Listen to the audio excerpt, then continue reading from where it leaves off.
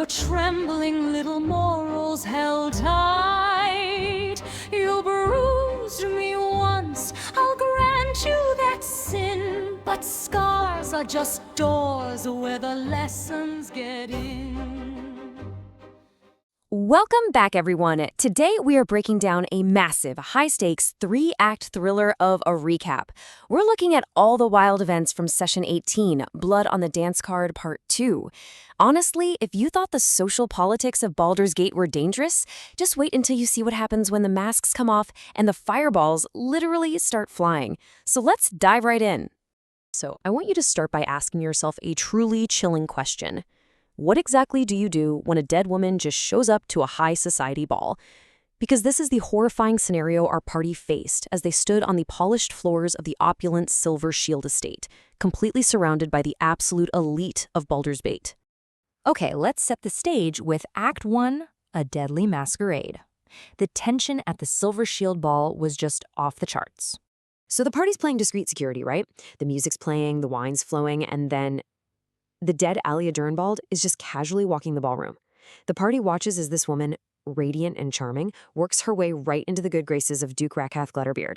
But there's a massive, glaring problem here. The party pulled her rotting corpse out of the city sewers not 2 weeks prior. I mean, there is absolutely no way this woman should be alive. Right underneath the noses of the city's elite, the party has to start this settled, desperate investigation. First off, Chantal's keen eyes catch a brief flicker of translucency around the woman's diadem. That's a massive clue that her appearance is just a magical illusion.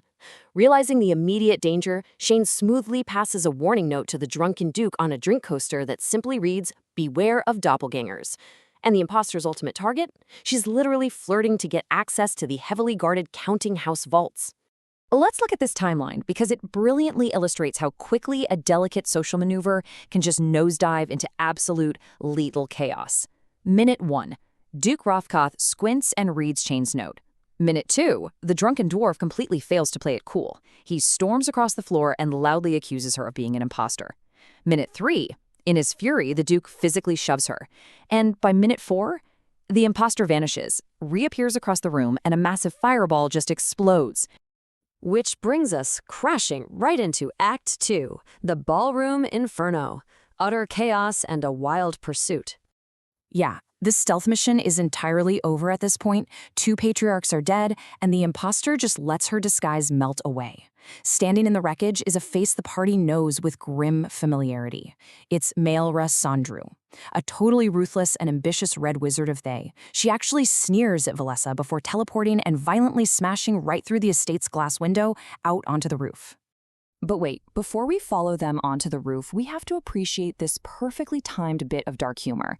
Despite Valessa explicitly telling her grounded apprentices to stay home, the Eomain daughters sneaked into the party anyway. Her excuse? I thought you said don't be seen and then you looked at the cat. Meanwhile, as the ballroom erupts into screaming panic all around them, the ever-composed Devil Mizora simply opens a small portal behind a curtain and ushers the girls to safety without a single word. Iconic. Meanwhile, the real chase spills out onto the darkened rooftops of the Silver Shield estate. Shane bellows a warning to the crowd below, and while Duke Liara Porcher rushes in to stabilize the badly burned Duke Rakatheth, the rest of the party just vaults out the shattered window into the night, bracing for whatever this red wizard has waiting for them.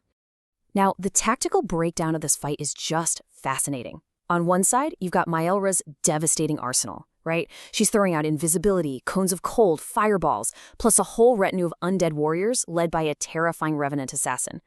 But pressing right back against her are the party's systematic counters. Valessa brilliantly uses dancing lights to strip away Maelra's invisibility. Shane hammers her with these incredibly precise arrows, and Santal relentlessly batters her with crackling blasts of eldritch force, basically systematically dismantling her defenses.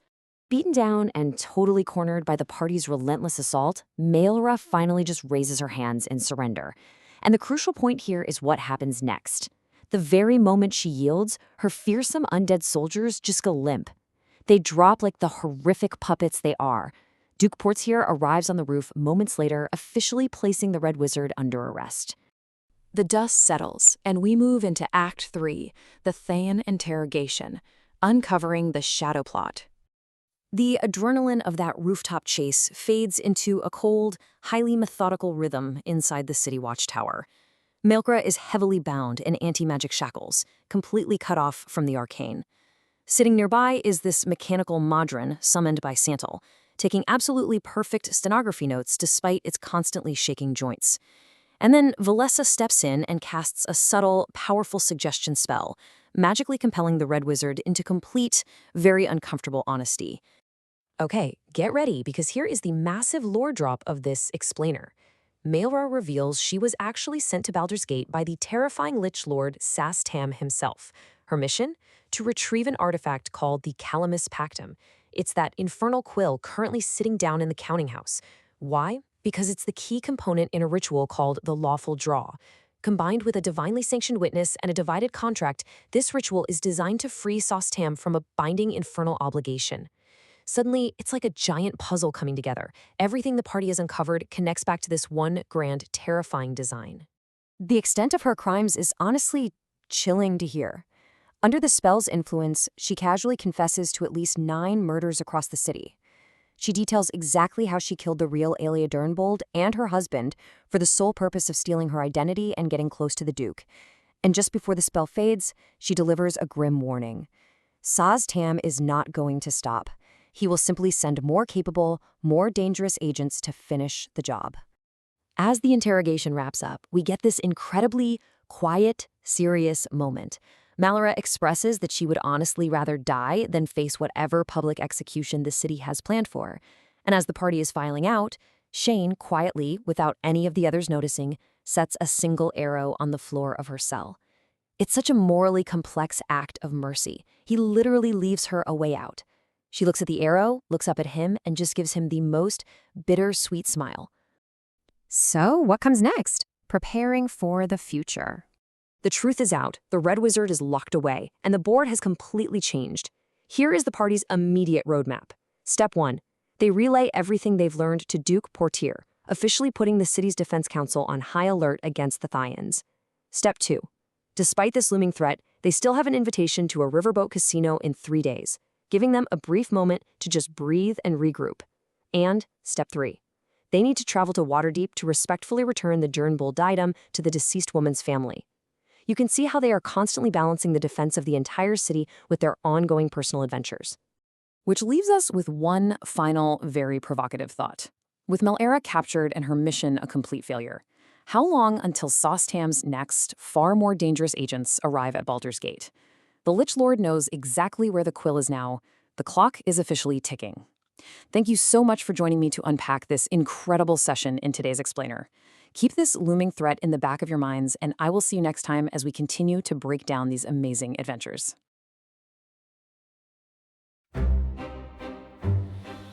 Oh, look at you, standing so noble and bright, with your trembling little morals held tight. You bruised me once, I'll grant you that sin, but scars are just doors where the lessons get in.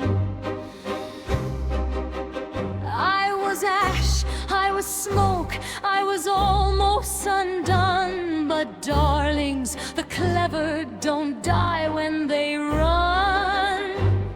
They study the wound, they remember the blade, and sharpen the debt that the foolish have made. You call it cruel, I call it clear. You call it wicked when power draws near. So let the red rise, let the old laws burn. Every little loss is a thing I can turn. Ink in my skin and fire in my veins. I do not break, I rearrange. Bow if you're wise, bleed if you must. Mercy is mildew and